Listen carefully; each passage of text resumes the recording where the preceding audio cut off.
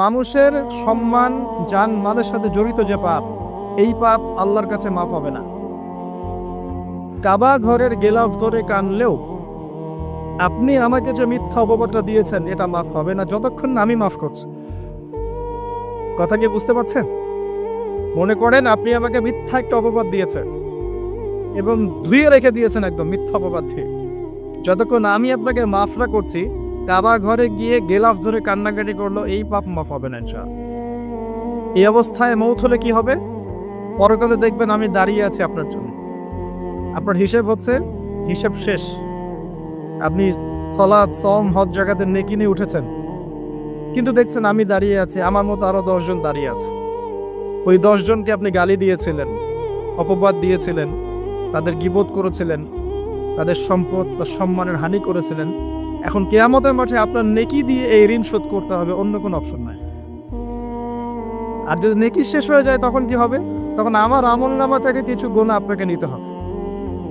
আল্লাহ পাক ন্যায় বিচারক। আল্লাহ পাক শুধু গফুর রহিম নন, আল্লাহ পাক শুধু পরম করুণাময় অসীম দয়ালুই নন, বরং তিনি হচ্ছেন ন্যায় বিচারক। ন্যায় বিচারক।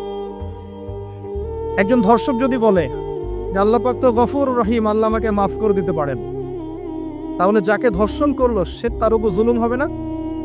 আল্লাহ পাক যদি ধর্ষককে মাফ করে দেন, তাহলে যাকে ধর্ষণ করা হয়েছে ওর প্রতি জুলুম হবে না? কথা বুঝতে পারছেন না? মনে করেন আপনি নাউজুবিল্লাহ কারো সম্পদ আত্মসাৎ করেছেন, এখন আল্লাহ যদি আপনাকে মাফ করে দেন, তাহলে এই যে যার সম্পদ আপনি আত্মসাৎ করেছেন এর উপরে জুলুম করা হচ্ছে না? আল্লাহ পাক কি জুলুম করবেন? এক জাররার পরিমাণ করবেন না। কিয়ামতের মাঠে নেকি দিয়ে তার এই ঋণ শোধ করতে হবে, অথবা তার গুনাহ আপনার কাঁধে নিয়ে জাহান্নামের পথে যেতেও হতে পারে। আল্লাহ পাক হেফাজত করুন। এই জন্য সবসময় সতর্ক থাকবেন আপনার যারা যেন মানুষের হক নষ্ট না হয়। মানুষ আপনাকে গালি দেখ, থাপ্পড় মারুক, জমি আত্মসাৎ করে ফেলুক, হক নষ্ট করুক, কি করে করুক, আপনি তারটা করতে চান না। যারা করছে আপনি লাভবান। আপনি কেমন করে লাভবান? আপনি অসংখ্য নেকি পাচ্ছেন, আপনি জানছেনও না। যেই আপনার বিরুদ্ধে মনে করেন আপনি নিষ্পাপ, আপনি মাজলুম, আপনি কোনো অন্যায় করেন নাই, আপনার বিরুদ্ধে জুলুম করা হচ্ছে, অপবাদ দেওয়া হচ্ছে, আপনাকে আন্ডারএস্টিমেট করা হচ্ছে, ইত্যাদি ইত্যাদি, আপনি বসে বসে নেকি পাচ্ছেন, বসে বসে নেকি পাচ্ছেন, এবং পরকালে কিয়ামতের মাঠে উঠে দেখবেন অসংখ্য নেকি অটোমেটিক আপনার আমলনামে চলে আসবে।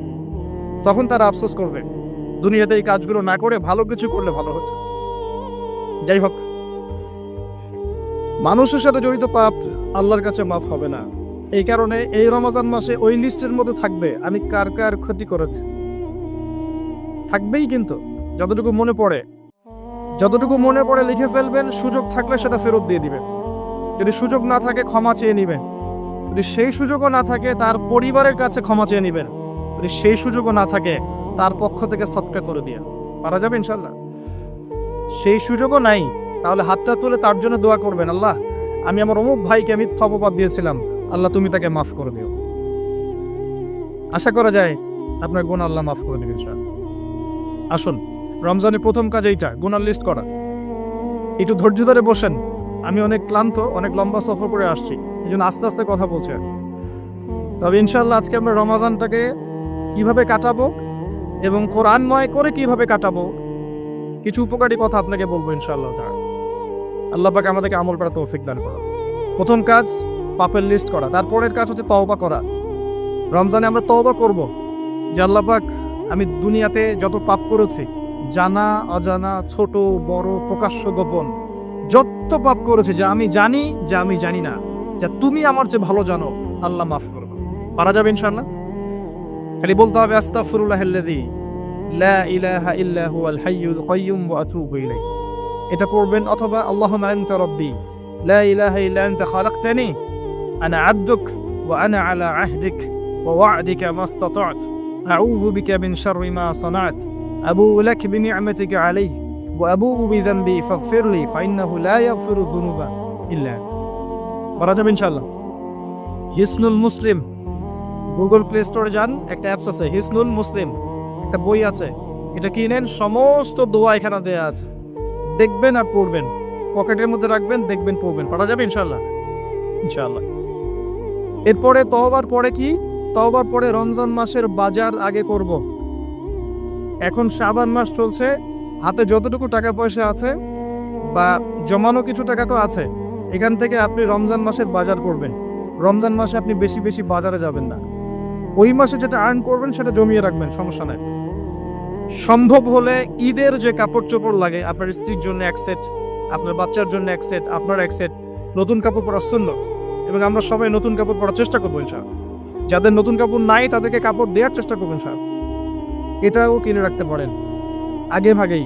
রমজান মাসে আপনি বাজারে সময় দিবেন না, দুনিয়ার কাজে বেশি ব্যস্ত হবেন, এটা একটা টার্গেট। এরপর আপনি রমজান মাসে একটা প্রজেক্ট হাতে নেবেন যে আমার মতো বহু মুসলিম সমাজে আছে যাদের পুরো মাস চলার মতো টাকা পয়সা নাই, আছে না? সামাজিকভাবে হোক, মাদ্রাসার উদ্যোগে হোক, বা রাষ্ট্রীয়ভাবে হোক, যেভাবে হোক, এই গরিব মানুষদের লিস্ট করে বাসায় বাসায় অন্তত এক মাসের বাজার খরচ পৌঁছে দেওয়ার চেষ্টা করতে হবে। পারবেন? পারবেন না? এক মাসের বাজার কত টাকা লাগে? 2000, 3000। নিত্য প্রয়োজনীয় কথা বলছি, সব তো দিতে পারবেন না। 2-3 হাজার, 4000, এর মধ্যে সে চাল পাবে, ডাল পাবে, ছোলা বুট পাবে, তেল পাবে। বাই দ্য ওয়ে, তেলের দাম যে এখন কত আমি তো জানি না, আমি অবশ্য বাজারে যাই না, আমি জানি না দাম কত। তবে একটা ফেসবুক স্ক্রল করতে গিয়ে একটা ভিডিও আসলো, দেখলাম যে দেখে খুব হাসি বের হলো আর কি, যে বাড়ির গিন্নি সে কড়াই ধরে আছে, আর বাড়ির কর্তা ওই তেলের বোতলটাকে তালা দিয়ে লক করে রেখেছে আর কি। গিন্নি এসে বলছে আজকে রান্না করবো, তেল দাও। সে উঠে লক খুললো, লক খুলে যে কৌটাটা আছে, এই যে কৌটার মুখটাতে এক কর্ক তেল ঢেলে এই আপনার কড়াইতে দিল, যে এটা দিয়ে আজকে চালাও। আল্লাহ পাক আমাদের এক শ্রেণীর অসৎ ব্যবসায়ীদেরকে হেদায়েত করুক, যারা কৃত্রিম সংকট তৈরি করে জিনিসপত্রের দাম বাড়ায়।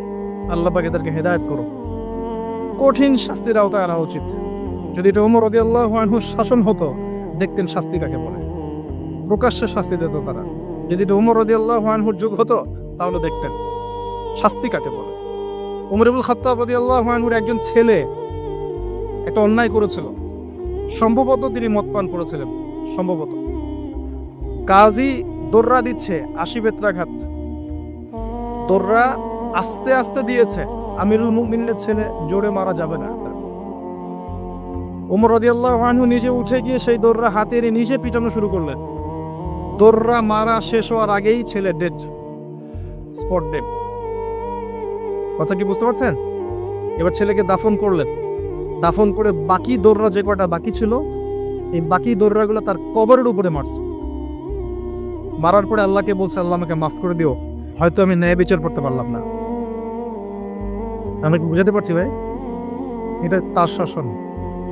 এরকম শাসন আবার আসবে ইনশাআল্লাহ, মনে করবেন না যে আসবে না। যা দেখছেন সবকিছু থাকবে না, এগুলোর কিছুই থাকবে না। পুরো বিশ্বে যা দেখছেন, এই আপনার রাশিয়া, যে চায়না, এই যে নেটো, আপনার ইউনাইটেড নেশনস, যা দেখছেন সব কিছু ধ্বংস হয়ে যাবে ইনশাআল্লাহ। এটাই বাস্তব, কুদিয়াল আমর, লেখা হয়ে গেছে কোরআনে এবং সুন্নায়। এবং বাইতুল মাকদিস যেটাই বলেন, থেকে নবী ঈসা ইবনে মারিয়াম আবারও সেই রকম একটা শাসন চালু করবেন ইনশাআল্লাহ পৃথিবীতে। বিশ্বাস হচ্ছে না? দেখতে থাকেন সামনে কি হয়। পরাশক্তিগুলো ধ্বংস হয়ে যাবে। যাই হোক, আজকে ওই দিকে যাচ্ছি না, টপিক ওইটা নেই। যেটা বলছি, বাজার করে ফেলেন এবং প্রজেক্ট নেবেন। যারা দরিদ্র দুস্থ, এদের পরিবারে আমরা পার পরিবার একটা করে প্যাকেজ পাঠিয়ে দিব, যেখানে নিত্য প্রয়োজনীয় দ্রব্য থাকবে। তারাও যেন রমজান মাসে খেয়ে পরে বাঁচতে পারে। করা যাবে ইনশাআল্লাহ, চেষ্টা করে। আল্লাহ পাক আপনার রিজিকে বরকত দিবে ইনশাআল্লাহ। একটা হাদিসে আছে, বান্দা যতক্ষণ অন্য ভাইয়ের সাহায্যে থাকে, আল্লাহ ততক্ষণ ওই বান্দার সাহায্য থাকে। আর একজন মুসলিম ভাইয়ের প্রয়োজন পূরণ করতে যাওয়া, খালি হেঁটে হেঁটে যাওয়া, এটা মসজিদে নববীতে বসে 12 বছর ইতিকাফ করার চেয়ে বেশি নেকির কাজ। এগুলো আমরা হয়তো বুঝি না, মনে করি তার সাথে যাব, আমার তো সময় নষ্ট হচ্ছে। আপনি 12 বছর ইতিকাফের নেকি পাচ্ছেন, তাও যে কোনো মসজিদে না, নববী মসজিদ। সুবহানাল্লাহ। রমজানে আর কি করবেন? কম খাবেন, সেহরি আর ইফতারে বেশি খাবেন না, এবং 2টা তরকারি দিয়ে যদি খাবার হয়ে যায়, 10টা তরকারি করার কোনো দরকার নেই। আপনিও দুনিয়ার কাছে বেশি ব্যস্ত হবেন না, বাড়ির মা বোনদেরকেও ব্যস্ত রাখবেন না, তাদেরকেও দিন শেখার সুযোগ দিবেন। তারা তালিম করবে, তারা কোরআন শেখার মসজিদে যাবে, তারা মহিলাদের মধ্যে দিন চর্চা করবে, তাদেরকেও দিনের সুযোগ করে দিতে হবে। পারা যাবে ইনশাআল্লাহ। এবং আপনিও তালিমে বসবেন, 5 ওয়াক্ত নামাজ মসজিদে আদায় করবেন, ইসলামিক দর্শগুলোতে বসবেন, ইমানকে তাজা করবেন, ইমানকে তাজা করবেন। কম খাবেন। আমি বরাবরই বলি যে এই খাওয়ার যে ব্যাপারগুলো আছে, এখানে আমরা যারা দাবি করি যে ইসলাম আমরা প্রচার করছি, জনগণের মাঝে ঢুকাই দিচ্ছি, তাদের অনেকের মাঝেই দেখবেন খাওয়ার সুন্নত নাই। কথা বুঝতে পারছেন না? বড় বড় কথা বলার পরে খাওয়ার টেবিলে খালি বসায় দেন, দেখবেন সব শেষ, 7 পেট খেয়ে শেষ করে ফেলছে। খাওয়ার সুন্নত ওই কোরআনে আছে, হাদিসে আছে, প্র্যাকটিক্যালি নাই। নবীজি কি বলেছেন? খেতে হলে, যদি খেতেই হয় তাহলে 1 ভাগ পেটের 1 ভাগ, আরেক ভাগ পানি, আরেক ভাগ ফাঁকা। এভাবে কয়জন খায় একটু বলেন, হাত তোলেন তো দেখি। এভাবে কয়জন খাওয়া দাওয়া করি আমি? মাশাআল্লাহ। যারা এভাবে খাওয়া দাওয়া করতে পারে তারা ফিট থাকে, তারা স্ট্রেস নিতে পারে, তারা ফিজিক্যালি ফিট থাকে, ইমিউনিটি সিস্টেম বাড়ে, তাদের ভুঁড়ি হয় না। ভুঁড়িওয়ালা মানুষ সব রাগ করেন না, আমি ছোট করার জন্য বলছি না, কিন্তু মুসলিমদের ভুঁড়ি থাকা উচিত নয়। ওমর রাদিয়াল্লাহু আনহু যুগে এক ব্যক্তির ভুঁড়ি হয়েছিল অনেক উঁচু, আর ওমর রাদিয়াল্লাহু আনহু রাস্তায় রাস্তায় ঘুরতেন না রাত্রেবেলা। তিনি দেখলেন যে একজন ভুঁড়িওয়ালা ব্যক্তি আসে, তিনি লাঠি দিয়ে গুঁতা দিয়ে বলেছিলেন যে মা হ্যাঁ এটা কি? সে বলেছিল যে বারাকাতুম মিন ইনদিল্লাহ, আল্লাহর বরকত এটা। তখন ওমর ইবনে খাত্তাব বলেছেন যে এটা বাল আযাব মিন ইনদিল্লাহ, বরং এটা আল্লাহর আযাব, আল্লাহর শাস্তি। এটা হয়ে গেলে তুমি তো নামাজে মনোযোগী হতে পারবে না, অলস হয়ে যাবে। আর আখিরুজ জামান, শেষ জামানার হাদিসগুলোর মধ্যে একটা হাদিস আমি পেয়েছিলাম যে শেষ জামানায় এক শ্রেণীর মানুষ বের হবে যারা খুব মেদভুড়িওয়ালা হবে, শেষ দিয়ে বসে থাকবে আয়েশ করে, আর বলবে আমি কোরআন মানি, হাদিস মানি না। কথা বুঝতে পারছেন?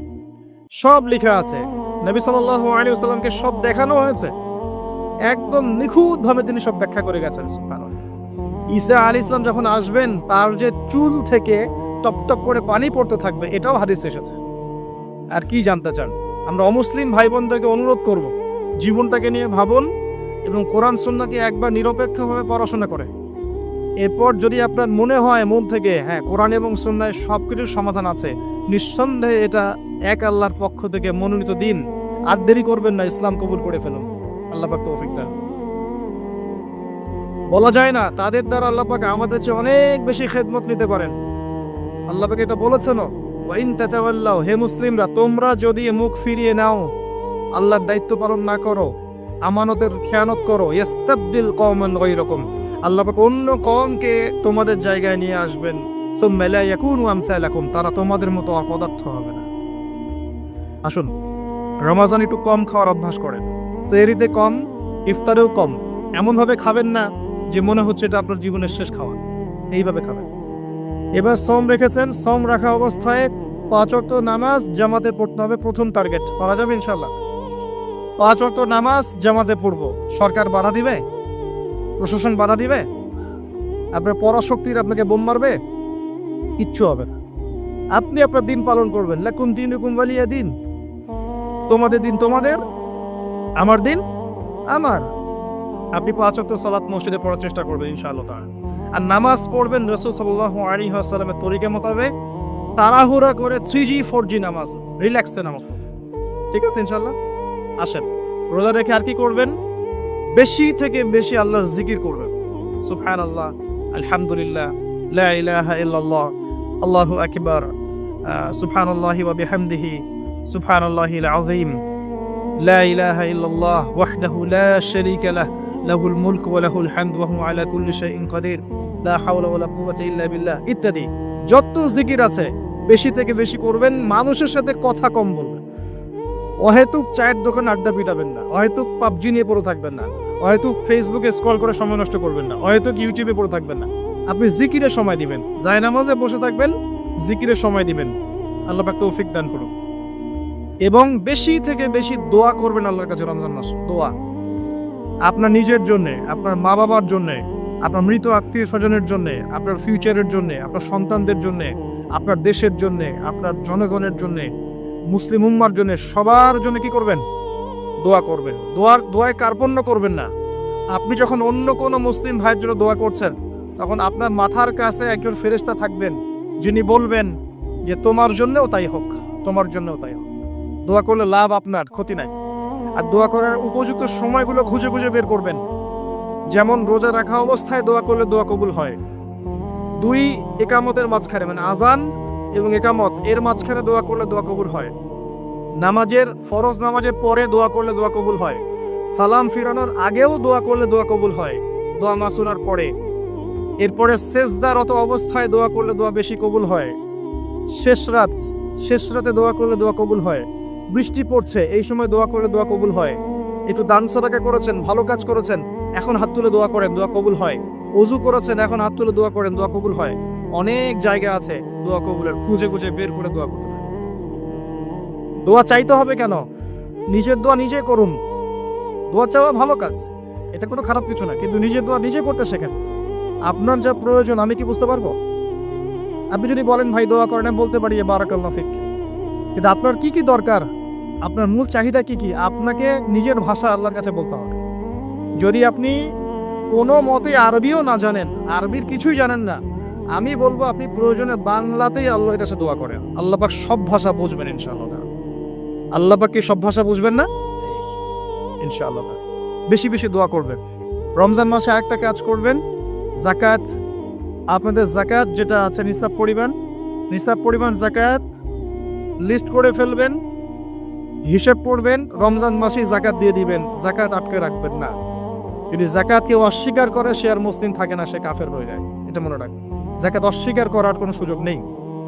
আর অলসতা করে যদি না দেন, এই যাকাত কিয়ামতের মাঠে আল্লাহ পাক এগুলোকে সোনা রূপা পরিণত করবেন, করে গলাবেন, গলিয়ে কপালে, গালে আর পিঠে লেপটে দিবেন, বলেন নাউজুবিল্লাহ। এবং এই যাকাত একটা সাপের আকৃতি নিবে, সাপ, বিষাক্ত সাপ, যেটা গলায় পেঁচানো থাকবে, মাথাটা থাকবে এই কপাল বরাবর। কবরের মধ্যে যখন শোয়ানো হবে, এই কপাল বরাবর এই সাপটা হতে থাকবে, বলবে আমি তোমার সম্পদ, আজকে 7 ভুগব। এটাকে আমরা চাচ্ছি না। যাকাত দিয়ে দেন। আর যাকাত ইসলামিক অর্থনীতির ভিত্তি। যাকাত দিলেই গরিবের কাছে আপনার সম্পদ যাবে, তখন সেও খেয়ে পরে বাঁচতে পারবে। এভাবে সাম্য বজায় থাকবে। আল্লাহ আমাদের বোঝার তৌফিক দান করুন। রমজান মাসে একটা কাজ করবেন, সেটা হলো পরিবারকে সময় দিবেন, পরিবারকে টাইম দিবেন। পরিবারের মধ্যে ইসলামিক সংস্কৃতি গড়ে তুলবেন। একসাথে সেহেল করবেন, একসাথে সাহরি করার পরে একসাথে ইফতার করবেন, একসাথে তালিম করবেন, ইসলামিক কোনো মুভিজ একসাথে দেখলেন, ইসলামিক কোনো লেকচার একসাথে শুনলেন। মানে ইসলামকে এনজয় করবেন পরিবারকে নিয়ে, সাথে করে নিয়ে। বাচ্চা কাচ্চারা দেখবে ছোটবেলায় আমরা বাবাদের সাথে এটা করেছিলাম, ওইটা করেছিলাম। ইফতার বানাচ্ছেন বাসায়, বাচ্চাদেরকে ইনভলভ করবেন, বাচ্চাদেরকে রোজা রাখতে উৎসাহিত করবেন, ওদেরকে নবীদের গল্প শোনাবেন, ইসলামিক কালচারে বড় করবেন। দেখবেন পরিবারের মধ্যে শান্তি রহমত নিয়ে আসবেন, স্যার মারা যাবেন স্যার। রমজান মাসে আরো একটা কাজ করবেন, সাদাকাতুল ফিতর দিয়ে দিবেন। এটা সম্পর্কে আলেম ওলামারা আপনাকে বলবে খুতবা ইনশাআল্লাহ, আমি আগেই বলে রাখলাম, সাদাকাতুল ফিতর দিয়ে দিবেন। রমজান মাসে একটা ইম্পর্টেন্ট কাজ আছে, সেটা হলো যে আমাদের সমাজে অনেক এতিম থাকে, বিধবা থাকে, নিঃস্ব অসহায় মানুষ থাকে। এই মানুষগুলোর পাশে দাঁড়ানোর চেষ্টা করবেন, বেশি থেকে বেশি দান সাদাকা করবেন। যতটুকু সামর্থ্য আল্লাহ দিয়েছেন আপনি বেশি থেকে বেশি দান সাদাকা করবেন। এভাবে ইনশাআল্লাহ আপনি রমজানটাকে উপলব্ধি করতে পারবেন, এনজয় করতে পারবেন। আপনার সালাতের মাধ্যমে, আপনার সিয়াম রাখার মাধ্যমে, দোয়া করার মাধ্যমে, জিকির করার মধ্য দিয়ে, পরিবারের সাথে এনজয় করার মধ্য দিয়ে দেখবেন আপনি আত্মশুদ্ধি অর্জন করতে পারছেন। একটা কাজ, রাতের বেলা তারাবির সালাত, রাতের বেলা তারাবি মসজিদে জামাতে পড়ার চেষ্টা করলেন, এবং সবচেয়ে সুললিত কণ্ঠে যিনি তেলাওয়াত করতে পারেন তাকে ইমাম বানাবেন। নামাজটা এনজয় করা যায় যেন। রুকু করলে সেজদা পাই না এমন নামাজ দরকার নাই। আমার কথা মন খারাপ করছেন? রুকু করলে সেজদা পাই না এমন নামাজের দরকার নাই। ধীর স্থির ভাবে নামাজ পড়েন, মধ্যম পন্থায় নামাজ পড়েন, সুললিত কণ্ঠে তেলাওয়াত করেন। মক্কার তারাবি দেখেন, মদিনার তারাবি দেখেন, অনেক সুন্দর তারাবি। রাকাত সংখ্যা নিয়ে ঝগড়া করেন না। সামনে একটা ঝগড়া আসবে, 20 টাকার নাত রাকাত, তারপরে আবার ঝগড়া আসবে, ঈদের তাকবীর কতটা, ঝগড়া তো শেষ নাই। আস্তে আস্তে আস্তে আস্তে ইসলামের বিরোধী শক্তি যারা, তারা বিশ্বের নেতৃত্ব দেওয়ার আসনে চলে গেছে, আর আমরা আপোষে এই মারামারি কাটাকাটি ঝগড়া নিয়ে পড়ে আছে। মানে এখনো এই পৃথিবীতে এমন কিছু বান্দা আছে যারা কোশ্চিনকালেও জালেমের সামনে মাথা নত করবে না, যারা হকের উপর থাকবে, যারা ইসলামের বিরোধী শক্তিকে ছাড় দিবে না, এমন বান্ধব পৃথিবীতে আছে। তাদের কথা ভিন্ন। বেশিরভাগ মুসলিমই লাহুম কুলুবুন লা ইয়াফকাহুনা বিহা, এরকম পর্যায়ে পড়ছে।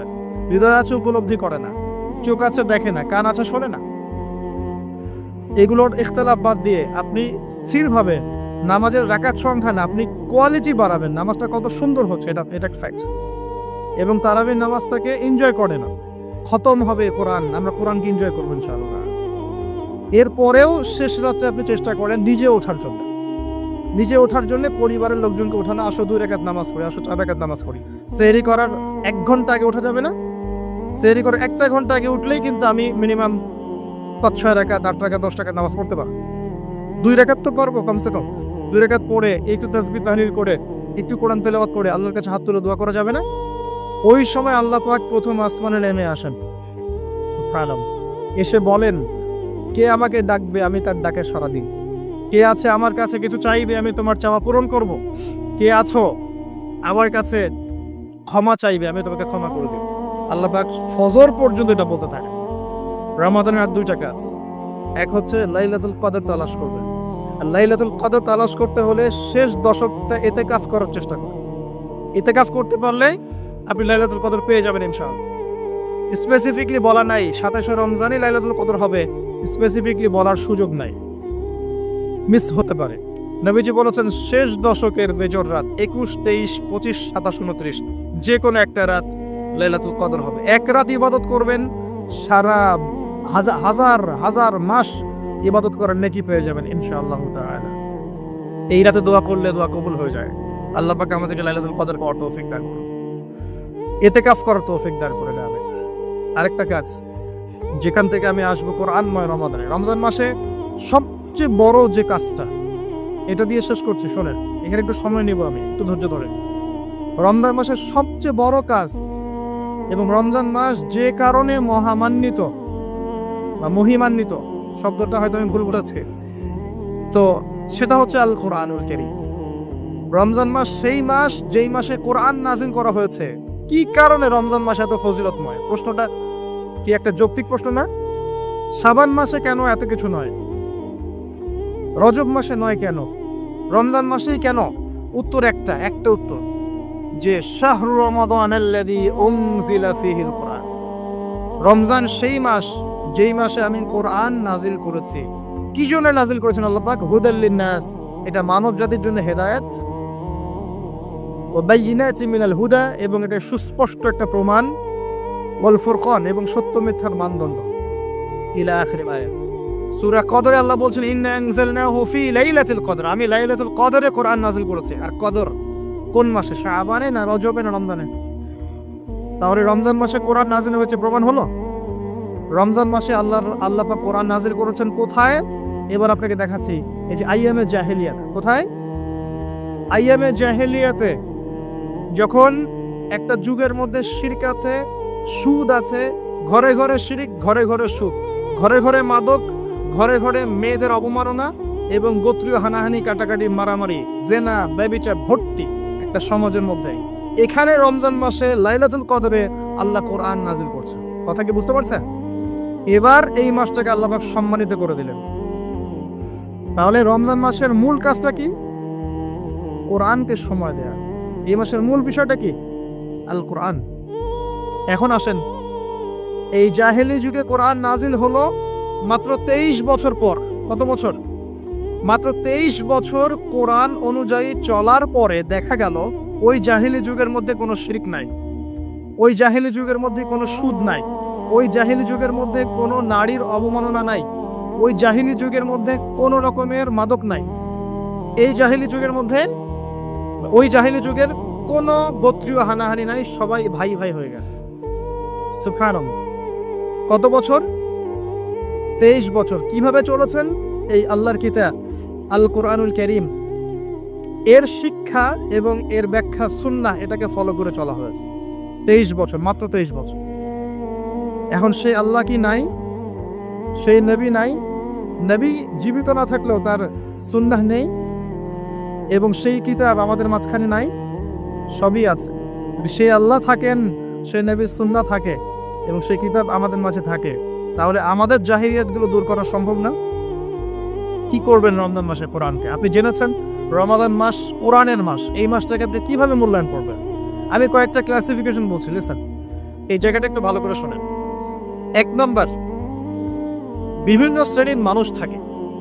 এক শ্রেণীর মানুষ আছে আমাদের সমাজে যারা আলিফ বা তা সা মোটেই জানে না। আছে আছে এমন অনেক মানুষ আছে, এদের সংখ্যা কিন্তু কম না, প্রচুর মানুষ এরা আলিফ বা তা সা উচ্চারণ করতে পারে, কোরআন বিশুদ্ধ করে একটা আলহামদুলিল্লাহ রাব্বিল আলামিন এটা পড়তে পারে না, বানান করে করে পড়তে পারে না। আছে না?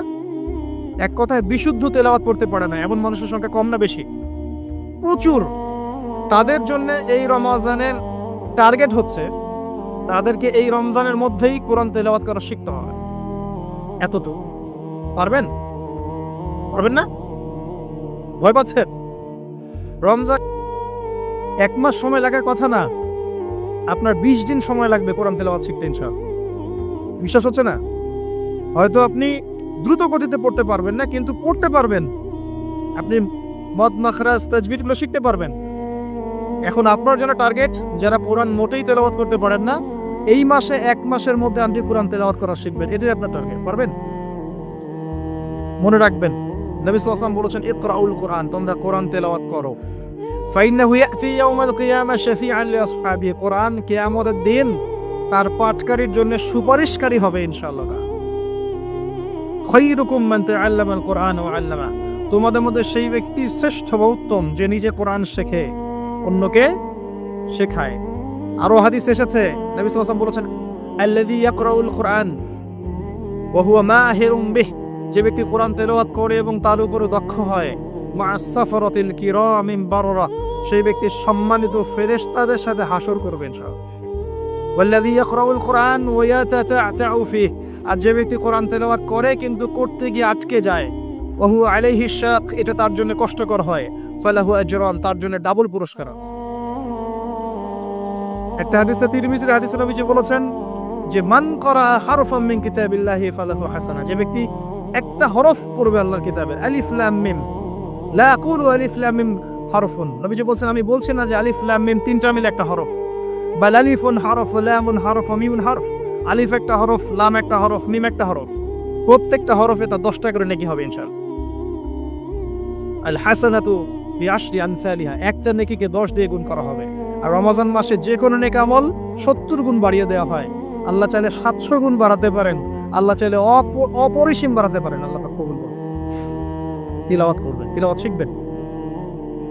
তো যাদের কোরআন তেলাওয়াত করার যোগ্যতা নেই, এই মাসে কি টার্গেট দিলাম ভাই?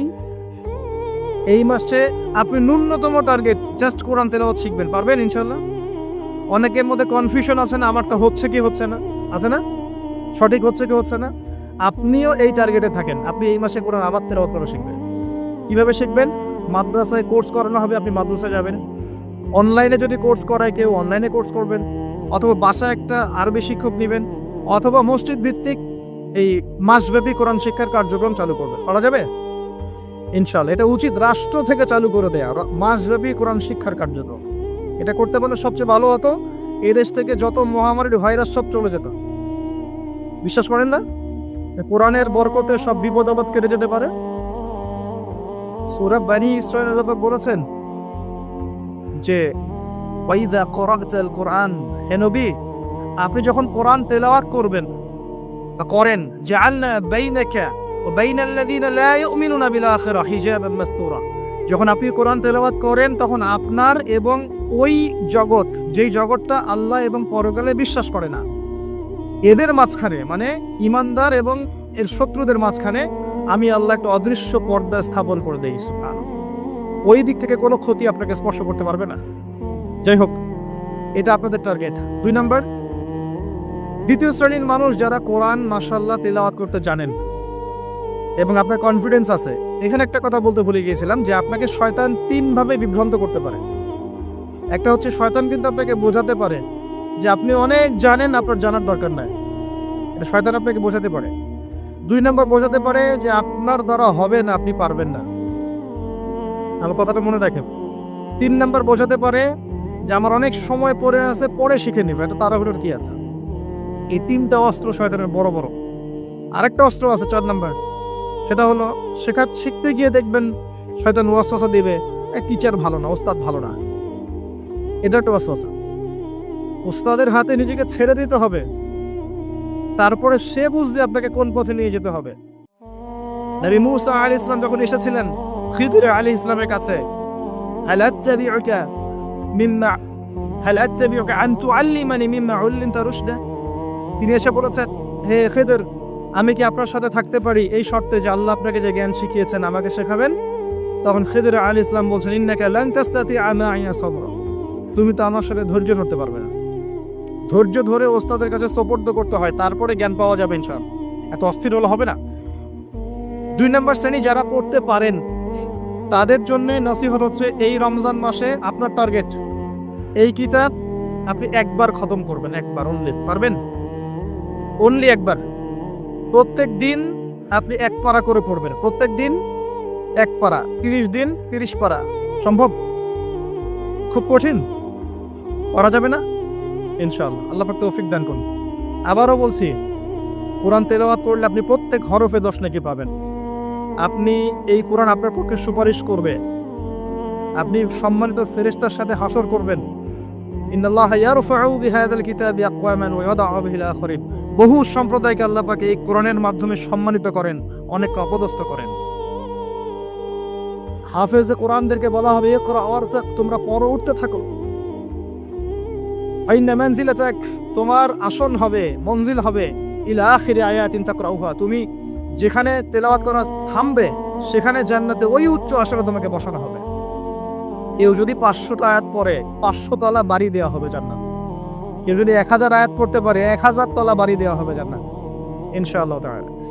আর কিছু নেকি আছে, যেমন আপনি যদি সূরা বাকারা পড়েন আপনার ঘরের মধ্যে শয়তান আসবে না ইনশাআল্লাহ, আপনার জীবনে বরকত হবে। আপনি আয়াতুল কুরসি পড়েন প্রত্যেক ফরজ নামাজের পরে, আপনার মৃত্যু ছাড়া জান্নাতে যাওয়ার কোনো বাধা নাই। সূরা মুলক পড়েন রাতের বেলা, এটা আপনাকে কবরের আযাব থেকে বাঁচাবে। সূরা ইয়াসিন পড়েন, আপনার হাজত পূর্ণ হয়ে যেতে পারে ইনশাআল্লাহ তাআলা। আপনি সূরা বাকারার শেষের আয়াতগুলো পড়েন, 3টা আয়াত, সারা রাত নফল নামাজের নেকি পাবেন। অনেক ফজিলত, এটা বলে শেষ করতে পারবো না, আমি গুটিয়ে নিচ্ছি।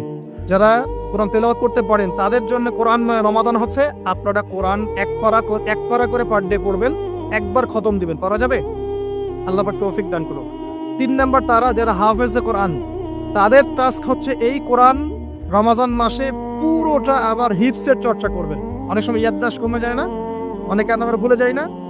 হাফেজদের প্রতি নসিহত হচ্ছে, এই মাসে আপনি পুরো কোরআনটাকে আবার রিগেইন করবেন, রিভাইজ করবেন, চর্চা করবেন, আবার আগের জায়গায় ফিরিয়ে নিয়ে আসবেন। পারবেন ইনশাআল্লাহ? আল্লাহ তৌফিক দান করবেন। এবং সম্ভব হলে তারাবির নামাজ পড়ান। যারা তারাবির নামাজ পড়ায় তারা সৌভাগ্যবান, তারা পুরো কোরআনটা হিফজ করার সুযোগটা পেয়ে যায়। আল্লাহ পাক তাদেরকে তৌফিক দান করুন। এখানে একটা কথা বলবো আমি 1 মিনিটে, যে ইমাম, খতিব, মুয়াজ্জিন যারা আছেন তাদের ভালো ভাতার ব্যবস্থা করবেন, তাদের পরিবারের ভরণ পোষণের জন্য ভালো অঙ্কের ভাতার ব্যবস্থা করবেন। সবকিছুর দাম বাড়বে, তাদের ভাতা বাড়বে, এটা হতে পারে না। তাদের জন্য, তাদের পক্ষে যদি কথা বলার কেউ না থাকে, আমি কথা বলছি, তাদের জন্য আপনি ভালো অঙ্কের ভাতার ব্যবস্থা করবেন। তাদেরকে যেন পরিবার নিয়ে টেনশন করতে না হয়। নামাজ পড়াবেন, তারাবি পড়াবেন, খুতবা দিবেন, দিনের প্রচার করবেন, আপনি তার পরিবারের দায়িত্ব নিয়ে নেবেন। পারবেন? এটা করতে না পারলে তো আল কোরআন আলো ঘরে ঘরে জ্বলবে না। কোরআনওয়ালা মানুষের যদি সমস্যা থাকে তাহলে কোরআনের কথা কে বলবে? কে নামাজ পড়াবে আর কে আপনাকে তারাবি পড়াবে? তারা অনেক মাজলুম এবং অসহায়, তারা মুখ ফুটে অনেক কথা বলতে পারে না, তাদের পক্ষে কথা বলার মানুষ খুব কম।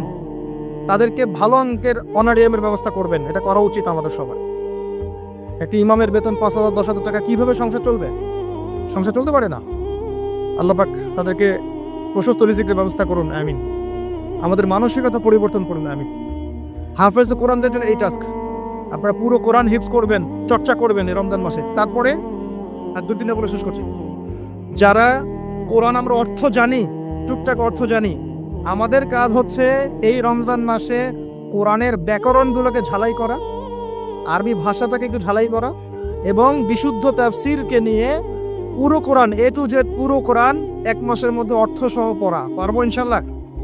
যারা আমরা অর্থ সহ পড়তে আগ্রহী বা টুকটাক আরবি ব্যাকরণ ভাষা জানি, তাদের উপর দায়িত্ব হচ্ছে এই রমজান মাসে পুরো কোরআনটা অর্থ সহ পড়ার চেষ্টা করা। আল্লাহ পাক আমাকে আপনাদের সবাইকে তৌফিক দান।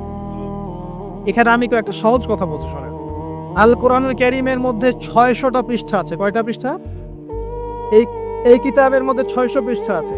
প্রত্যেক 20 পৃষ্ঠায় একটা করে পারা শেষ হয় এবং প্রত্যেকটা পৃষ্ঠায় আপনি 15টা করে লাইন পাবেন। 15টা করে লাইন পাবেন। প্রত্যেকটা লাইনে আপনি গড়ে 9টা করে শব্দ পাবেন। 9টা শব্দ। কোন লাইনে 10টা থাকতে পারে, কোন লাইনে 8টা থাকতে পারে। গড়ে 10টা শব্দ, 9টা শব্দ থাকবে এবং এক পৃষ্ঠায় 135 থেকে 140টা শব্দ থাকে। কথা কি বুঝতে পারছেন? এভাবে হিসাব করলে দেখা যায় এই 600 পৃষ্ঠার কিতাবের মধ্যে সব মিলিয়ে শব্দ আছে 77,800টা। কতটা? 77,800টা, অ্যাপ্রক্সিমেটলি 78,000 শব্দ। কিন্তু সুসংবাদ হচ্ছে এই সমস্ত শব্দগুলোই নতুন নতুন শব্দ নয়, বরং এই শব্দগুলো বের হয়েছে মাত্র 4,500 শব্দ থেকে। সুবহানাল্লাহ, চিন্তা করতে পারেন? মাত্র 4,500 শব্দ থেকে এই সমস্ত শব্দগুলো বের হয়েছে। এই শব্দগুলো আবার 3 ভাগে বিভক্ত। একগুলো হচ্ছে নাউন্স বা বিশেষ্য বা ইসম, একগুলো হচ্ছে ফিল বা ক্রিয়া, একগুলো আছে হরফ বা প্রিপজিশন বা অব্যয়, এই টাইপের। এর মধ্যে মাত্র 200 থেকে 300টা মাজদার যদি আপনি জানেন এবং একটা শব্দ থেকে অনেকগুলো শব্দ তৈরি করার এই ব্যাকরণের টেকনিকটা যদি শিখতে পারেন, আপনি ইনশাআল্লাহ তাআলা অল্প সময়ের মধ্যেই দেখবেন আল কোরআনের মিনিমাম অর্ধেক অর্থকে বুঝতে পারছেন। এটা এত সহজ, আলহামদুলিল্লাহ। অনেকে বলবেন যেটা তাকে শুনি নাই, নতুন নতুন মেথড আসছে না, FM মেথড, এই মেথড, সেই মেথড আসছে না। আরবি ভাষা নিয়েও চর্চা হয়, মেথড বের হয়। আরবি ভাষা নিয়ে, কোরআন নিয়ে অনেক গবেষণা চলছে এবং নতুন নতুন অনেক কোর্স এবং বই লঞ্চ হচ্ছে। এগুলো ঘাটাঘাটি করেন, আপনি দেখবেন যে কোরআনটাকে আল্লাহ পাক সহজ করেছেন। আল্লাহ পাক এটাই বলেছেন, ওয়ালাকাদ ইয়াসসারনাল কোরআনা লিযিকরি ফাহাল মিন মুদ্দাকির। কোরআনকে আমি বোঝার জন্য সহজ করেছি, কেউ কি আছো উপদেশ গ্রহণকারী? আপনি এই ব্যাকরণগুলো শেখেন। আমি তো ওয়েবসাইটের নাম বলে দিচ্ছি, www.understandquran.com। দেখেন এখানে সব ভিডিওসগুলো দেওয়া আছে। সময় নিয়ে এখানে দেখেন, ইংরেজি ভাষা দেওয়া আছে, উর্দু ভাষা দেওয়া আছে। আপনি বুঝবেন, সহজ উর্দু, সহজ ইংরেজি, আপনি পারবেন ইনশাআল্লাহ তাআলা। একটু সময় দেন, 6টা মাস, 1টা বছর সময় দেন, আপনি ইনশাআল্লাহ আল কোরআনের মিনিমাম 60 থেকে 70% অর্থ করতে পারবেন ইনশাআল্লাহ তাআলা। বাকি যেগুলো পারবেন না সেগুলো একটু কঠিন, সেগুলো আপনাকে আরো উচ্চ লেভেলের বই পড়তে হবে, আলেম ওলামার কাছে গিয়ে পড়ে থাকতে হবে, গ্রামার শিখতে হবে, ব্যাকরণগুলো শিখতে হবে। আস্তে আস্তে আস্তে আপনি পারবেন ইনশাআল্লাহ। শুধু সূরা ফাতিহাতে যে কয়টা শব্দ আছে, 19টা 20টার মতো শব্দ থাকতে পারে। এই শব্দগুলো কোরআনে ঘুরে ঘুরে এসেছে প্রায় 7,800 বার। কতবার? 7,800 বার। এই শব্দগুলো আলহামদুলিল্লাহি মালিক আর রহমান আর রহিম ইয়াকা ওয়া না'বুদু নাস্তাইন, এই শব্দগুলো ঘুরে ঘুরে কোরআনে এসেছে প্রায় 7,800 বার। এর অর্থ জানেন? অর্থ হচ্ছে আপনি কোরআনের 7,800টা অর্থ জানেন। মজা করে শেখেন, এনজয় করে শেখেন, দেখবেন অনেক কোর্স আছে, এগুলো ঘাটেন, আলেম ওলামার কাছে যান, কম্বাইন্ড করেন, চর্চা করেন, আপনি পারবেন ইনশাআল্লাহ। পারবেন না হতে পারেন, আপনি পারবেন, আপনার দ্বারাই হবে ইনশাআল্লাহ। আল্লাহ পাক কবুল করুন। তাই যারা আমরা টুকটাক আরবি ব্যাকরণ শিখতে পারি বা জানি বা চর্চা করি, তাদের উচিত রমজান মাসে এটাকে চর্চা করা এবং শুরু থেকে শেষ পর্যন্ত অর্থটা পড়া। যেটা আপনার কাছে বিশুদ্ধ তাফসির মনে হয়, হোক মারিফুল কোরআন বা ইবনে কাসির বা জালালাইন, যেটা আপনার কাছে ভালো লাগে সেটা নেন, বা একাধিক তাফসির নেন, প্রতিদিন এক পারা করে আপনি অর্থ পড়ার চেষ্টা করেন। ইনশাআল্লাহ 1 মাসে একবার কোরআনের অর্থ পড়া যাবে ইনশাআল্লাহ তাআলা। আল্লাহ পাক আমাদের সবাইকে আল কোরআন অর্থ বোঝার তৌফিক দান করুন, আমিন। এরপরে আমরা কোরআনের আদেশ এবং নিষেধগুলোকে রমজান মাসে মানব। সমস্ত কোরআনের আদেশ মানার চেষ্টা করব। নামাজ হোক, রোজা হোক, হজ জাকাত হোক, আপনার সত্য কথা বলা, পিতামাতার খেদমত করা, প্রতিবেশীর হক, সমস্ত সৎ বিষয়গুলো আমরা করার চেষ্টা করব ইনশাআল্লাহ তাআলা। একই সাথে কোরআনে যত নিষেধ করা আছে, যত হারাম নিষেধ করা আছে, শিরক করো না, বিদআত করো না, হারাম খেও না, চুরি করো না, সুদ খেও না, জিনা করো না ইত্যাদি, এগুলো ছেড়ে দেব ইনশাআল্লাহ। আল্লাহ পাক তৌফিক দান করুন। এবং সর্বশেষ কথা, এই রমজান মাসকে কোরআনময় করতে হলে কোরআনের দাওয়াত আমাদের সবার ঘরে ঘরে পৌঁছাতে হবে। কোরআনের দাওয়াত কিভাবে ঘরে ঘরে পৌঁছাবেন সেটার ফিকির আপনারা করেন। মসজিদ ভিত্তিকভাবে, মাদ্রাসার উদ্যোগে হোক, আপনার বাড়ি বাড়ি তালিমের মাধ্যমে হোক, রাষ্ট্রের মাধ্যমে হোক, মুসলিম অমুসলিম সবার ঘরে ঘরে কোরআনের মৌলিক বার্তাগুলো পৌঁছে দিলে ইনশাআল্লাহ তাআলা কোরআনের হক আদায় হবে। এই সেই রমজান মাস, যে মাসে কোরআন নাজিল হয়েছে, এই মাসে যদি আমরা কোরআনের হক আদায় করতে ব্যর্থ হই এবং আমাদের গুনাহগুলোকে মাফ করাতে ব্যর্থ হই, তাহলে আমাদের মতো হতভাগা আর কেউ থাকবে না। অনেক পাপ করেছেন আপনি, পাপের শেষ নাই, কিন্তু আপনি শিরকের পাপ করেন নাই। ইনশাআল্লাহ একদিন না একদিন আপনি জান্নাতে যাবেন ইনশাআল্লাহ। আল্লাহ পাক সমস্ত পাপ মাফ করতে পারেন, কোন পাপ ছাড়া? শিরক। হ্যাঁ, তওবা করলে এখনই মাফ করতে পারেন ইনশাআল্লাহ। তো এই শিরকের পাপ থেকে আপনাকে বাঁচাবে কোন সূরা? সূরা কাফিরুন। তেলাওয়াত করেন, দেখবেন শিরক আপনি চিনে ফেলবেন ইনশাআল্লাহ, সেখান থেকে আপনি দূরে থাকতে পারবেন ইনশাআল্লাহ। আর শিরক থেকে বাঁচার জন্য একটা কিতাব আমি সাজেস্ট করেছি অনেকবার, কিতাবুত তাওহীদ। কোন কিতাব? কিতাবুত তাওহীদের শারাহ বা ব্যাখ্যা আছে, অনেকগুলো প্রকাশনা থেকে বের হয়েছে, কিনতে পারেন। বাংলায় অনুবাদ করা আছে, বইটা পড়তে পারেন। তবে বইটা একটু কঠিন, অনেকে হয়তো বুঝতে পারবেন না সবকিছু। যেটাই বুঝবেন না, স্থানীয় বড় আলেম যিনি আছেন, হকপন্থী আলেম, তার কাছে গিয়ে জিজ্ঞাসা করবেন। একা একা পণ্ডিত হতে যাবেন, একা একা পণ্ডিত হয়ে গেলে সমস্যা। ওই যে এক শ্রেণী বের হয়ে গেছে যে কোরআন মানলেই হবে, হাদিস মানার কোনো দরকার নেই, আছে না? হ্যাঁ, এই যে বেশি পণ্ডিত এখানে কোরআনের দলিলকে অগ্রাহ্য করলো। আল্লাহ যে বলছেন রাসূল যা দিয়েছেন নাও, তো রাসূলের দেওয়াগুলো পাবো কোথায়? রাসূল যা দিয়েছেন সেগুলো কি কোরআনে আছে নাকি? রাসূল যেগুলো দিয়েছিলেন ওগুলো কোথায় আছে? রাসূল যেগুলো থেকে নিষেধ করেছিল ওগুলো কোরআনে আছে নাকি? রাসূল যেগুলো নিষেধ করেছে কোথায় আছে? তাহলে এই অংশটুকু বাদ দিয়ে কোরআন মানা যাবে নাকি? তার মানে হচ্ছে আমি কোরআনটাই তো মানলাম না, তাহলে আমি কোরআনটাই মানিনি আসলে। তো এই যে সমস্যা, নিজে বেশি পণ্ডিত হতে গেলে প্রবলেম আছে। ওলামায়ে কেরামের সাথে সম্পর্ক রাখতে হবে। আর কোন ওলামায়ে কেরামের সাথে সম্পর্ক রাখবেন? যাদের সকালের ফতোয়া দুপুরের একটা পিটানিতে রাত্রে চেঞ্জ হয়ে যায়। সকালে একটা ফতোয়া দিয়েছে, ওই ফতোয়া দেওয়ার কারণে দুপুরে একটা মাইক খাইছে, রাত্রেবেলা সেই ফতোয়া চেঞ্জ, হকপন্থী হয়ে গেল। এমন বহু আছে, মানে এমন কিছু মতাদর্শ নিয়ে চলে যেগুলো নিয়ে চললে জীবনে কোনো বাধা বিপত্তির অবকাশ নাই। সারা জীবন দাওয়াতি কাজ করে যাবে, কেউ একটু শব্দও করবে না তার বিরুদ্ধে। রাসূলুল্লাহ সাল্লাল্লাহু আলাইহি ওয়াসাল্লামকে 23 বছরে এত মার খেতে হলো কেন তাহলে? আমাকে এটা প্রশ্নের উত্তর দেন। লা ইলাহা ইল্লাল্লাহ এর দাওয়াত তো নবী সাল্লাল্লাহু আলাইহি ওয়াসাল্লামও দিয়েছেন, আর আমিও দিচ্ছি, আপনিও দিচ্ছেন। তো রাসূলুল্লাহ সাল্লাল্লাহু আলাইহি ওয়াসাল্লামের উপরে এত বাধা বিপত্তি নির্যাতন নিপীড়ন নেমে আসে, আর আপনার ঘরে এত এত এত অর্থ সম্পদ করিয়ে আসতেছে, ঘটনাটা কোথায়? তাহলে এই লা ইলাহা ইল্লাল্লাহ গুলোর মধ্যে নিশ্চয়ই পার্থক্য দেখা যাচ্ছে। কথা মানে বোঝেন না? যেই লা ইলাহা ইল্লাল্লাহ এর দাওয়াত দেওয়ার জন্য নবী সাল্লাল্লাহু আলাইহি ওয়াসাল্লামকে গালি খেতে হয়েছে 15টা। কয়টা বলেন? 15টা গালি খেতে হয়েছে। আর রাহিকুল মাকতুম বই পড়ে দেখেন, যেই লা ইলাহা ইল্লাল্লাহ এর দাওয়াত দেওয়ার কারণে রাসূলকে 16 বার হত্যা করার চেষ্টা করা হয়েছে। কতবার? পড়েন সিরাতের বই পাবেন। মক্কা বিজয়ের সময় তাওয়াফ করার সময়ও তাকে হত্যার চেষ্টা করা হয়েছে। যেই লা ইলাহা ইল্লাল্লাহ দাওয়াত দেওয়ার জন্য নবী সাল্লাল্লাহু আলাইহি ওয়াসাল্লামের ঘাড়ে উটের নাড়ি ভুঁড়ি চাপিয়ে দেওয়া হয়েছে, দেশান্তরিত করা হয়েছে, তায়েফের মানুষ ইটপাটকেল নিক্ষেপ করেছে, রক্ত ঝরেছে। সেই একই লা ইলাহা ইল্লাল্লাহ এর দাওয়াত দেওয়ার পরে আমার ঘরে বিলিয়ন বিলিয়ন ডলার আসতেছে। সমস্যা কোথায়? তবে সমস্যা কোন জায়গায়? নিঃসন্দেহে উভয় লা ইলাহা ইল্লাল্লাহ এর মধ্যে পার্থক্য আছে। হ্যাঁ, আমি এমন লা ইলাহা ইল্লাল্লাহ দাওয়াত দিচ্ছি যে দাওয়াত দিলে কোনো সমস্যা নাই, আমি সব তরকারিতেই চলবো, পার পেয়ে যাবো ইনশাআল্লাহ। আর যদি হকপন্থী লা ইলাহা ইল্লাল্লাহ দাওয়াত দিতে যান তাহলে সমস্যা আছে। আল্লাহ রাব্বুল আলামিন আমাদেরকে সৎ কাজের আদেশের সাথে সাথে অসৎ কাজে নিষেধ করার তৌফিক দান করুন। বিশ্বাস করেন, নবী সাল্লাল্লাহু আলাইহি ওয়াসাল্লাম যদি সারা জীবন বলতেন সুবহানাল্লাহ পড়লে এত নেকি হয়, আলহামদুলিল্লাহ পড়লে এত নেকি হয়, আল্লাহু আকবার পড়লে এত নেকি হয়, কোনো সমস্যা হওয়ার কথা ছিল না।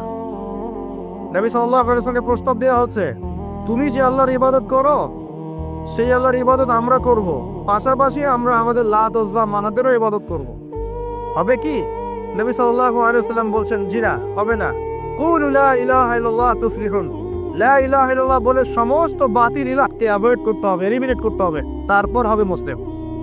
এখন আপনি 5 ওয়াক্ত নামাজও পড়বেন মাশাআল্লাহ, এদিকে সুদও খাবেন, আপনি রমজান মাসে সাওমও রাখবেন মাশাআল্লাহ, আপনি ঘুষও নেবেন, আপনি এদিকে দান সদকাও করবেন, আবার যাকাতও দিবেন না, এদিকে মাশাআল্লাহ আপনি তাহাজ্জুদ পড়বেন, পর্দা মানবেন না, হ্যাঁ, এদিকে আপনি তাসবিহ তাহলিল করছেন, হজ উমরা করছেন বছর বছর, এদিকে দুর্নীতিও করবেন, অন্যের সম্পদ আত্মসাৎও করবেন। এই লা ইলাহা ইল্লাল্লাহ তো আল্লাহর রাসূল শিখান না, শিখাইছে না? উদখুলু ফিস সিলমি কাফা মানে কি? তোমরা পরিপূর্ণরূপে ইসলামে কি করো? প্রবেশ করো। এখন ইসলামে পরিপূর্ণ প্রবেশ মানে কি? নামাজও পড়বেন, সুদও খাবেন, আর এদিকে রোজাও রাখবেন, ঘুষও খাবে, এদিকে হজমরা করবেন, বোনের সম্পত্তি মেরে খাবে। এগুলো কি লা ইলাহা ইল্লাল্লাহ শিক্ষা?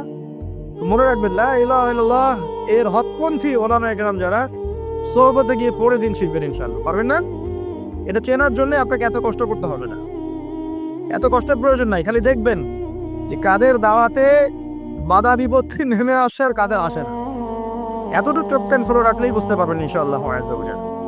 এই জন্য একজন মজলুম বলেছিলেন যে তাকে মৃত্যুর সময় বলা হচ্ছে কালিমা পড়েন। কি পড়েন? কালিমা পড়ে। সে বলছে যে আমাকে কোন কালিমা পড়তে বলছ? যে কালিমা তোমরা পড়ছো সেই কালিমা পড়ার পর তোমাদের রুটি রুজির ব্যবস্থা হচ্ছে, আর আমি যে কালিমাটা পড়েছি এই কালিমার জন্য তুমি এসেছো আহার বলে আজকে ফাঁসির কাজটা চলা। এর হচ্ছে অবস্থা। প্রিয় ভাইয়েরা, দুনিয়ার জীবনটা চূড়ান্ত নয়। এখানে সফল হতে হলে একটা আয়াতেই যথেষ্ট আপনার জন্য। আজকে রাসূল যা দিয়েছেন নিয়ে নেন, যা দেন নাই ছেড়ে দেন, যা নিষেধ করেছেন ছেড়ে দেন, ব্যাস। আর কিছু করতে হবে। ঘুমানো থেকে শুরু করেছি আপনার জন্য, আমি একটু গুছিয়ে দেবো আপনাকে সারাদিন, তারপর শেষ করে দিব সব।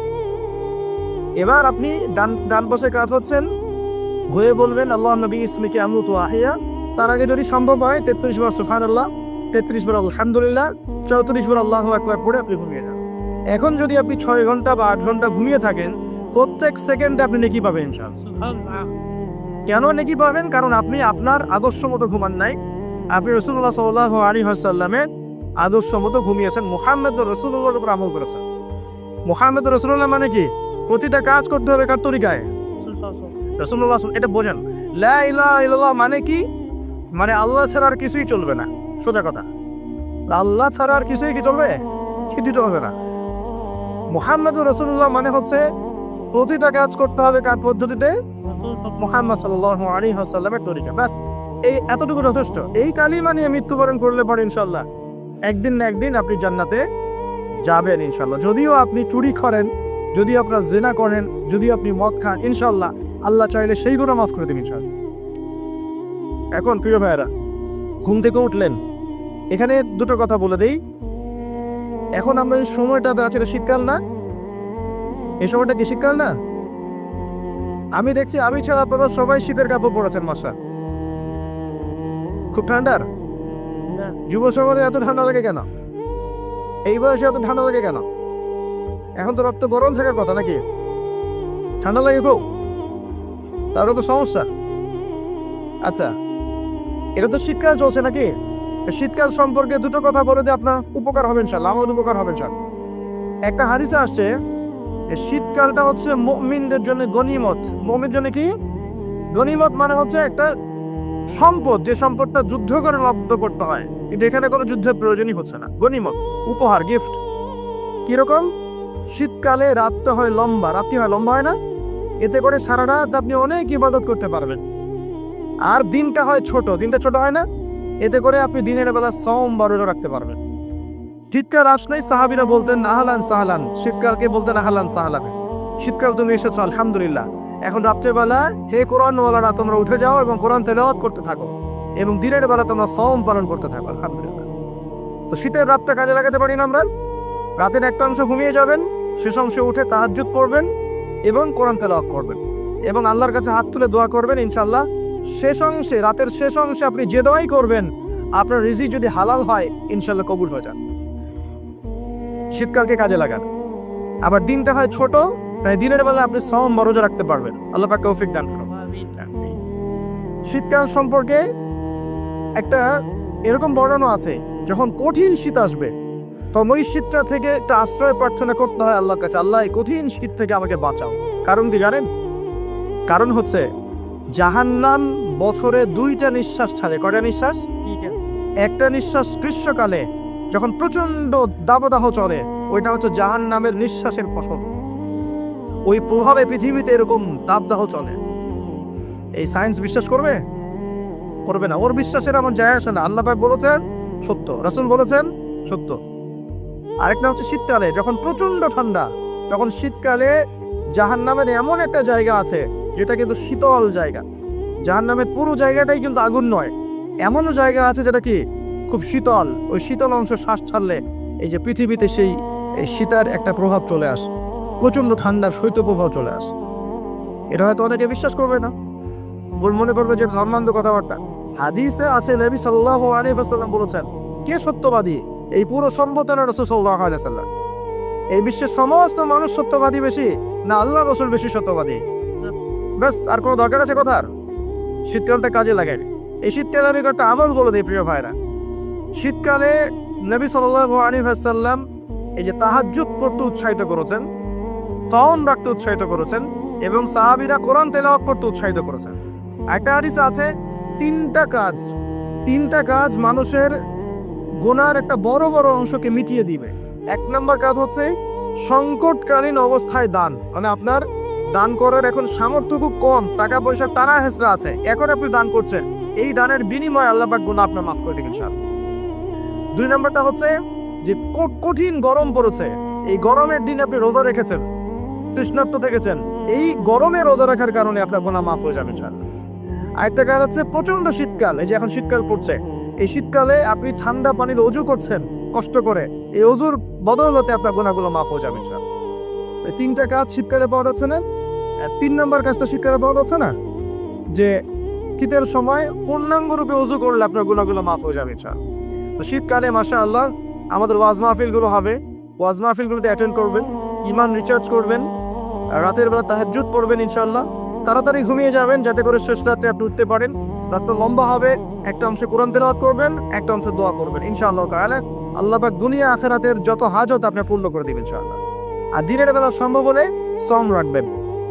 আরেকটা কাজ আমাদের করা উচিত, যেটা আমি মাহফিলের মাধ্যমে অ্যানাউন্স করছি, আমাদের উচিত শীতকালে আশপাশে যে দরিদ্র শীতার্থ মানুষগুলো আছে, স্পেশালি গ্রামাঞ্চলে, দেশের উত্তরাঞ্চলে কিন্তু প্রচুর শীত পড়ে, এরকম বিভিন্ন অঞ্চলে কিন্তু প্রচুর শীতার্থ মানুষ আছেন। এই শীতার্থ মানুষদের জন্য সামর্থ্যবানদের উচিত হবে শীত বস্ত্রের ব্যবস্থা করা, কম্বল হোক, অন্যান্য গরম কাপড় হোক, এগুলোর ব্যবস্থা করে বিভিন্ন ফাউন্ডেশন বা সংগঠন বা পলিটিক্যাল অ্যাসোসিয়েশন বা মসজিদ মাদ্রাসা এগুলোর উদ্যোগে এই শীত বস্ত্রগুলো মানুষের মাঝে বিতরণ করার চেষ্টা করতে হবে ইনশাআল্লাহ তাআলা। করা যাবে না ইনশাআল্লাহ? আমরাও নিয়াত করছি ইনশাআল্লাহ এই শীতে আমরা পুরো বাংলাদেশ ব্যাপী আমাদের সামর্থ্য অনুযায়ী মানুষের সাদাকাগুলোকে কালেক্ট করে আমরা শীত বস্ত্র বিতরণ করবো ইনশাআল্লাহ তাআলা। এবং আমরা রিকোয়েস্ট করবো আপনাদের দানের হাতটাকে প্রশস্ত করতে। তবে মনে রাখবেন, কখনো যদি দেখেন যে আমার নামে বা আমাদের ফেসবুক আইডি ইউজ করে, পোস্টকে ইউজ করে কেউ দান সৎকা চাচ্ছে, এনশিওর না হওয়া পর্যন্ত কেউ দান করবেন না। এরকম প্রচুর প্রতারক ফ্রড বের হয়েছে যারা আমাদের নাম ইউজ করে কিন্তু মানুষের কাছে টাকা পয়সা চাওয়ার চেষ্টা করছে। আমি কখনো মানুষের সামনে এইভাবে কোনো প্রজেক্টের জন্য টাকা পয়সা চাই না। যদি চাই এইভাবে জনসমক্ষে এসে বলবো যে এই প্রজেক্টের জন্য চাচ্ছি। তবে এখন যেটা বললাম, ইনশাআল্লাহ শীতকালে আমরা শীত বস্ত্র বিতরণ করব। যার যা সামর্থ্য আছে আমাদের অফিসিয়াল পেজে আমাদের সব নাম্বারগুলো, অ্যাকাউন্ট নাম্বারগুলো দেওয়া হবে, সেখানে আপনারা পাঠাবেন, আমরা বিতরণ করবো ইনশাআল্লাহ। এবং সেটা সম্পূর্ণ আমার নিজের তত্ত্বাবধানে চলবে ইনশাআল্লাহ তাআলা। এখন এই কাজগুলো শুধু আমরা করবো না, আপনারাও করবেন, বিভিন্ন সংগঠন থেকে করবেন, আপনাদের মসজিদ থেকে করবেন, মাদ্রাসা থেকে করবেন, পলিটিক্যাল অ্যাসোসিয়েশন থেকে করবেন, ধর্মীয় সংগঠনগুলো থেকে করবেন। এতে করে কি হবে জানেন? নবী সাল্লাল্লাহু আলাইহি ওয়াসাল্লাম বলেছেন, আপনি যদি কোনো বান্দা যদি অন্য মুসলিম ভাইয়ের কোনো হাজত প্রয়োজন পূরণ করে দেয়, আল্লাহ রাব্বুল আলামিন কিয়ামতের মাঠে তার হাজত পূরণ করে দিবেন ইনশাআল্লাহ। অন্য বর্ণনে আছে দুনিয়া এবং আখিরাতে আল্লাহ পাক তার হাজত পূরণ করে দিবেন ইনশাআল্লাহ। একটা হাদিসে এসেছে, একজন বান্দা যতক্ষণ মুসলিম ভাইয়ের প্রয়োজন পূরণ করে, আল্লাহ রাব্বুল আলামিন ততক্ষণ পর্যন্ত তার প্রয়োজন পূরণ করে থাকেন। অতএব অন্যের মুখে হাসি ফোটানোর নিমিত্তে এই শীতার্থ মানুষগুলোর পাশে আমাদের দাঁড়ানো উচিত। আল্লাহ পাক আমাদেরকে তৌফিক এনায়েত করুন। শীতকালে এই কাজগুলো করবেন। আর শীতকালে কিন্তু কিছু কিছু নোংরামি কাজ হয়, এই কাজগুলো বর্জন করতে হবে, পারবেন না ইনশাআল্লাহ? এক নম্বর নোংরামিটা হচ্ছে, শীতকালে দেখবেন এমন কিছু অনুষ্ঠানের আয়োজন করা হয় যেগুলোতে অপসংস্কৃতির বাদ্যযন্ত্র বাজতে থাকে। স্পেশালি দেখবেন গ্রামে গঞ্জে কিছু কিছু পিকনিক আয়োজন করে, এগুলোতে দেখবেন এমন গান বাজনা বাজায়, ডিজে গান বাজায় যে মানুষের সারা রাত ঘুম হারাম হয়ে গেছে। হয় না এরকম হয়। ঐতিহ্য রক্ষা করতে সমস্যা নাই। শীতকালে আমাদের এখানে পিঠার উৎসব হতো না, তারপরে আমাদের এই যে একটা নবান্ন উৎসব হতো না, একটা দেশীয় লোকজ ঐতিহ্য থাকে, সেগুলো পালন করতে সমস্যা নেই, যতক্ষণ পর্যন্ত সেগুলোর মধ্যে কোনো শিরক বেদাত বা হারাম না ঢুকছে, এগুলো পালন করতে সমস্যা নেই। কিন্তু আপনি পিকনিক করবেন, এখানে দেশার্সে মিউজিক প্লে করবেন, ডিজে বাজাবেন, মানুষের ঘুম নষ্ট করবেন, হারাম করবেন, এটা কি ইসলাম জায়েজ করেছে না? এই কাজগুলো শীতে বেশি হয়, সতর্ক থাকবেন। শীতে আবার দেখি আমরা অনেকেই কি করি, ব্যাডমিন্টন খেলেন, তাই না? সরকারি লাইন থেকে একদম মাশাআল্লাহ ইলেকট্রিক লাইন নিয়ে যদি খেলতে হয়, নিজের বাড়ির লাইন থেকে খেলবেন, নিজের বাসা থেকে লাইন নিয়ে খেলবেন। খেলেন, আমি উৎসাহিত করছি, কারণ এটা আপনার ফিজিক্যাল স্ট্যামিনার বাড়াবে, অ্যাটলিস্ট আপনার শরীর চর্চা হবে, ঠিক আছে? আপনার শরীর চর্চার দরকার আছে। এই কাজগুলো মোবাইলের সামনে বসে বসে সময় নষ্ট করার চেয়ে অনেক ভালো আছে, ঠিক আছে? কিন্তু আপনি চুরি করে লাইন নেবেন না কারো কাছ থেকে। তারপর শীতকালে দেখবেন কি হয়, বেশি বেশি মাদকের আসর বসে শীতকালে। ঠান্ডা তো, শীতকালে বেশি বেশি মাদক দ্রব্যের আসর বসে, খেয়াল করে দেখেন। এগুলো থেকে আমাদের যুব সমাজকে বাঁচাতে হবে। শীতকালে জেনা বেড়ে যায়, কিন্তু শীতকালে দেখবেন জেনা বেড়ে যায়, এটা একটা অ্যাডাল্ট ওয়ার্ড, কিন্তু আপনি বুঝবেন শীতকালে এগুলো বেড়ে যায়। আল্লাহ পাক এই যুব সমাজকে জেনা থেকে বাঁচিয়ে রাখুন। শীতকালে দেখবেন কনসার্ট বাড়ে, কিছু কনসার্ট বাড়ে না, এই মিউজিকের কনসার্ট বাড়ে, দেখবেন মানুষ স্টেজে উঠে একদম কি লাফালাফি শুরু করে, কি মিউজিকগুলো প্লে করে, মানুষকে উন্মাদনার মধ্যে রেখে দেয়, এবং হাজারে না লক্ষ লক্ষ যুবক সেই কনসার্টগুলোতে যায়। এগুলো থেকে বেঁচে থাকবেন, বরং প্রয়োজনে ওয়াজ মাহফিলগুলোতে এসে ইমানকে রিচার্জ করেন। আল্লাহ পাক তৌফিক এনায়েত করুন। আমি